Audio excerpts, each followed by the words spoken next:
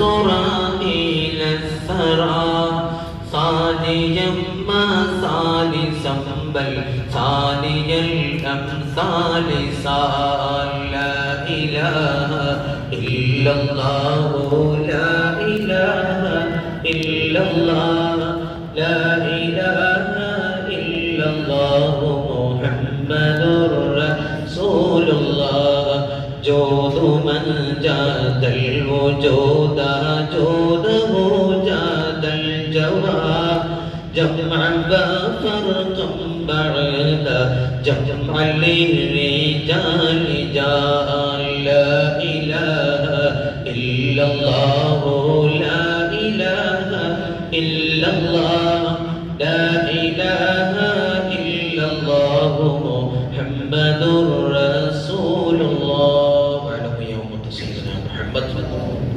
ഏറ്റവും സ്നേഹാദരവുള്ള അഭിവന്ദനായ നാട്ടുകാരെ, സുഹൃത്തുക്കളെ, സഹോദരങ്ങളെ, അല്ലാഹു സുബ്ഹാനഹു വ തആല നമ്മുടെ ഈ മഹത്തായ സംഗമം ഒരുക്കപ്പെട്ട അമലായി കബൂൽ ചെയ്യുമാറാവട്ടെ. വിശുദ്ധ റമളാൻ മാസത്തിലെ ഏറ്റവും ശ്രദ്ധേയമായ 10 ദിവസങ്ങളിലെ ഒന്നാമത്തെ 10 നാം ഒരുമിച്ച് കൂടിയിട്ടുള്ളത്. അതിൽ രണ്ടാമത്തെ ദിവസമാണ് നാം നോമ്പ് തുറന്ന് വളരെ റാഹത്തായി ഇരിക്കുന്നവരാണ്. വളരെ ക്ഷമയോടുകൂടെ കുറച്ചു നേരം ഇൽമിന്റെ മജ്‌ലിസിൽ ഇരുന്നുകൊണ്ട് സഹകരിക്കണമെന്ന് ഓർമ്മപ്പെടുത്തുന്നു. അല്ലാഹു നമ്മെ അനുഗ്രഹിക്കുമാറാവട്ടെ. വിശുദ്ധമായ ഖുർആനിൽ അല്ലാഹു തആല പറയുന്നു, ലാ തഖ്നതു മിൻ റഹ്മത്തില്ലാഹ്. അല്ലാഹുവിന്റെ അനുഗ്രഹത്തെ തൊട്ട് നിങ്ങൾ ആരും പ്രതീക്ഷ മുറിയാൻ പാടില്ല. എപ്പോഴും നമ്മൾ പ്രതീക്ഷിക്കേണ്ടുന്ന ഒന്നാണ് അല്ലാഹുവിന്റെ റഹ്മത്ത്. അല്ലാഹുവിന്റെ റഹ്മത്ത് എന്ന് പറഞ്ഞാൽ അല്ലാഹുവിന്റെ അനുഗ്രഹം എന്നുള്ളതാണ്. അല്ലാഹുവിനെ പോലെ റഹ്മത്ത് ചെയ്യുന്ന ഒരു ശക്തി ലോകത്ത് വേറെ ആരുമില്ല. അതുകൊണ്ടാണ് ഖുർആനിൽ, വിശുദ്ധമായ ഖുർആനിൽ അല്ലാഹുവിന്റെ വസ്ഫ് പറയുന്നതിന്റെ സ്ഥലത്ത് കാണാം, അർ-റഹ്മാനിർ റഹീം.